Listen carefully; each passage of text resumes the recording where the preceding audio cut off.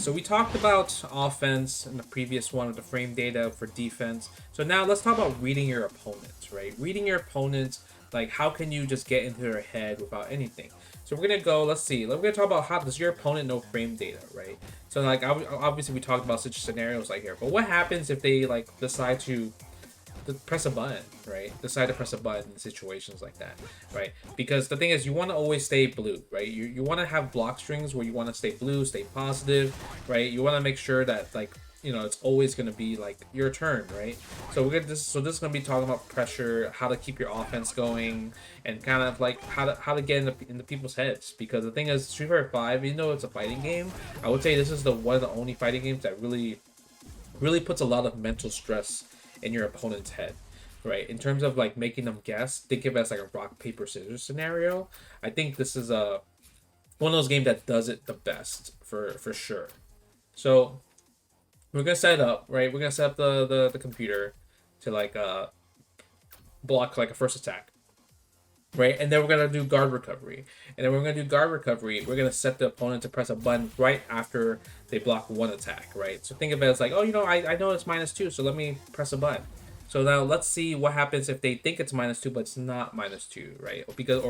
Or because like because throws are so strong. As you can see that Ken blocked an attack and then he hit me right away. So now let's see if we continue to pressure and see what happens from here, right? If we continue to pressure from one button to another button when it's still my turn, when I'm still frame advantage positive, what's gonna happen on Ken's side, right? So if I'm gonna hit stand light punch and a stand medium punch, or stand medium punch and a stand medium punch, it's probably gonna show that Ken is gonna just get smacked, and it's gonna say counter hit on my side, which is really good, right? That's the most important part. So if we show it in this demonstration right here, okay, you see him, he's gonna press a button, and then if we stab, look at that counter hit. Look at that stand light punch, stand medium punch. Remember, stand light punch is +2 on block. So because of that, my medium punch is 5 frames. My medium punch is 5 frames. So because my medium punch is 5 frames, and that means that if you do 5 -2, that's 3 frames. So that means my medium punch is technically 3 frames. It's gonna hit him at that third frame. And the thing is, Ken's stand light punch is 4 frames. So that means he is not his turn because of that math right there, right? So like I said, frame data it'll tell you they're in training mode, which is really nice to have. And look at that, because he thought it was his turn, I get really nice combos, right? That's a really strong part about it. He thought that it was his turn. You can even do a stand medium punch. Stand medium punch. Stand medium punch is also +2. And remember what I said. Stand medium punch is 5 frames on startup. 5 -2 is 3, and that's gonna work out as properly. Now, let's talk about reading your opponents defensively, right? Let's say they know the frame data. Now what? They're just gonna block all day, right? They know stand medium punch +2. What do? Walk up, grab. Look at that. You walk up, grab. That's the mix-up right there. Stand medium punch, walk up, grab. That's gonna help a lot, right?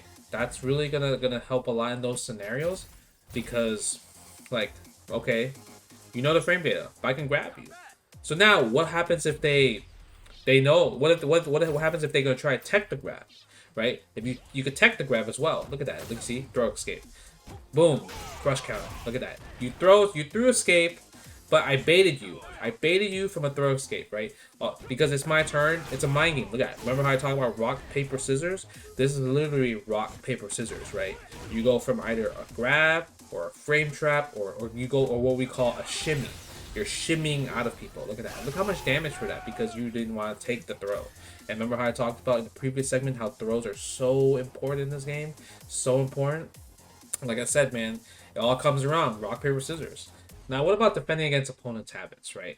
Something where we kind of mentioned about, like, the fake pressure, but what if it's just not throws? What if it's like literally using like a V skill? So obviously Ken's V skill is a run, right? Which kind of gives him this fake pressure, like a persona.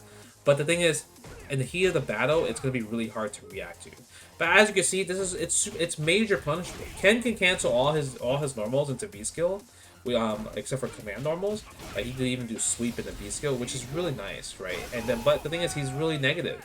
But the thing is, because of the heat of battle, and Ken is that like strong pressure character, it's gonna give you that persona of like, oh my god, I'm gonna react late, right? And also, what about like fireballs? Like a lot of characters, they have fireballs, but there's also fireball patterns.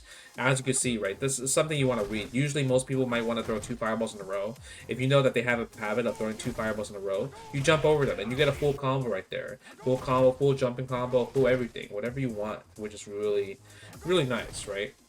So this is more of a reading your opponents. Hoped you guys enjoyed reading your opponents. Knowing pretty much how to punish frame data, and does your opponent know frame data? I think that's really important as well. So yeah, stay tuned, and we're gonna talk about my thought process of learning how to, play characters in different archetypes.